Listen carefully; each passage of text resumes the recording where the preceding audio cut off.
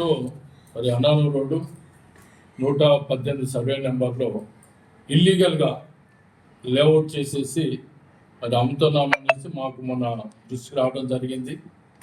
కొంతమంది మరి కంప్లైంట్ కూడా చేయడం జరిగింది. దాని మీద మేము ఇమీడియట్లీ మరి మన సంబంధించినటువంటి బిల్డింగ్ ఇన్స్పెక్టర్ చెప్పి ఆ ఏరియా సర్వే నెంబర్ 118లో ఎన్ని ఎకరాలు మరి దాన్ని ఇల్లీగల్గా ప్లాట్ చేసి అమ్ముతూ ఉన్నారు, దాని వివరాలు కూడా మేము తీసుకోవడం జరిగింది.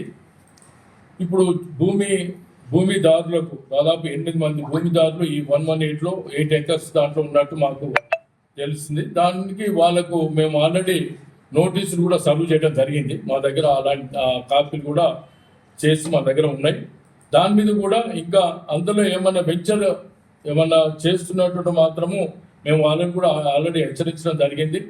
సంబంధించిన మున్సిపల్ యాక్ట్ ప్రకారం 2009 యాక్ట్ ప్రకారము ఎవరైనా లీగల్గా లేఅవుట్ చేస్తే మాత్రం వాళ్ళపై చర్య తీసుకోవడం అనేది ఉన్నది.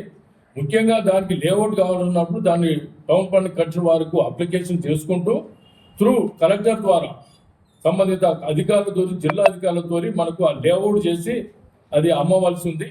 కానీ ఇల్లీగల్గా ఈ చేయడం వల్ల చాలా మరి అటు మున్సిపాలిటీ కానీ రెవెన్యూ కానీ రిజిస్ట్రేషన్ కానీ చాలా దెబ్బతింటా ఉన్నాయి. అది కాకుండా ఇల్లీగల్గా మీరు కూడా ప్లాట్ కొనే వాళ్ళకు కూడా ఇబ్బందికరంగా ఉంటుంది. రేపటి కాడ సరైన రోడ్లు ఉండవు, సరైన వాటర్ సప్లై ఉండదు, సరైన విద్యుత్ ఉండదు. తర్వాత దాన్ని కట్టుకోవాలన్న మున్సిపల్ అనుమతులు కూడా రావటం ఇబ్బందికరంగా ఉంటుంది. దాంట్లో కట్టినటువంటి లోన్ ఫెసిలిటీ కూడా బ్యాంక్ వాళ్ళు కూడా కొన్ని ఇబ్బందులు కలిగి ప్రమాదం ఉంది. కాబట్టి దయచేసి నేను మిత్రులకు ప్రింట్ మీడియా ఎలక్ట్రానిక్ మీడియా వారు గతంలో కూడా చాలాసార్లు మేము చెప్పడం జరిగింది. పట్టణంలో మీరు కొనాలనుకుంటే మంచి వెంచర్ అంటే గవర్నమెంట్ చేసినటువంటి లేఅవుట్ ప్లాట్లను తీసుకుంటే మీకు అన్ని ఫెసిలిటీస్ తోటి ఉంటుంది, మీకు లోన్ ఫెసిలిటీ ఉంటుంది, పట్టణ మరి మున్సిపల్ అనుమతులు కూడా వెంటనే రావడం జరుగుతుంది అనేసి మీ ద్వారా మేము తెలియజేస్తా ఉన్నాము. వీరిపై మాత్రం ఇల్లీగల్గా చేసిన వాటి కంపల్సరీ మేము వాటి మీద యాక్షన్ తీసుకుంటాము. వారి ఈ రోజు అక్కడ కూడా బోర్డు గిట్ట పెట్టేసి ఎలాంటి అనుమతులు లేవు కాబట్టి పట్టణ ప్రజలు ఎలాంటి సహకరించకూడదు అనే బోర్డు కూడా మేము డిస్ప్లే చేయడానికి ఆస్కారం ఉంది. కాబట్టి మీరు కూడా మీ ప్రింట్ మీడియా ఎలక్ట్రానిక్ మాకు కూడా మున్సిపల్ అధికారులకు సహకరించవలసిందిగా. సరే, ఇప్పుడు ఈ 117 డబుల్ బెడ్రూమ్ ల నుండి దారి గురించి మీరు ఆ దారి విషయంలో మాకు సంబంధించినటువంటి టౌన్ ప్లాన్ అధికారితో మేము కూడా దాని జీవో కూడా తీయమని చెప్పాం. అది గ్రేటర్ కమ్యూనిటీ అయితేనేమో అల్ల నుంచి దారి తీయడానికి ఉండదు.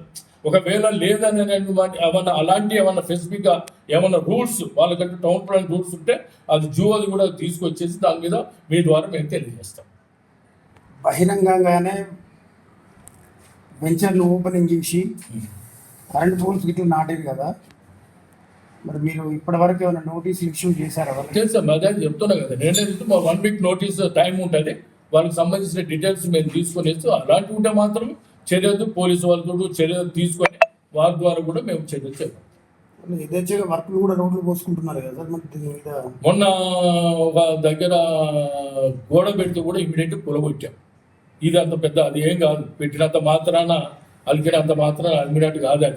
అది వాళ్ళకి ప్రజలకి నష్టం అవుతుంది అనేసి కూడా మీ ద్వారా చెప్తాను. అలాంటి వాటికి మీరు ఎంకరేజ్మెంట్ కూడా చేయకూడదు. కంపల్సరీ 33 నామ్స్ ప్రకారం రోడ్లు 33 ఫీట్ల రోడ్లు ఉండాలా, ఫెసిలిటీస్ ఉండాలా, వాట్సాప్లో ఉండాలా, డ్రైనేజ్ సిస్టమ్ ఉండాలా, చెట్ల వాతావరణం ఉండాలా, అలా పార్క్ సిస్టమ్ ఉండాలా. అలాంటివి లేకుండా మీ ప్రజలు కూడా ఇలాంటి వెసులుబాటు మున్సిపల్ అధికారులు తెలియకుండా మీరు కొనకూడదు అనేసి కూడా మీ ద్వారా తెలియజేస్తాం. ఓకే సార్, కరెంటు స్తంభాలు కూడా నాటారు కదా సార్. అది ఉండదు సార్ తీసేయడానికి. నేను అదే అంటున్నా కదా, ఒకవేళ ఉన్నట్టుంటే మాకు ఆర్డర్స్ వస్తే అది కూడా తీసేస్తాం. అది కూడా కావాల్సి ఉంటే మీరు చెప్తా, అది కూడా మేము ఎలక్ట్రికల్ డిపార్ట్మెంట్ కూడా లెటర్ రాస్తాము. అలాంటి వాటికి కూడా మీరు సహకరించవద్దు కూడా మా ద్వారా కూడా మేము తెలియజేస్తాం. Okay sir, thank you.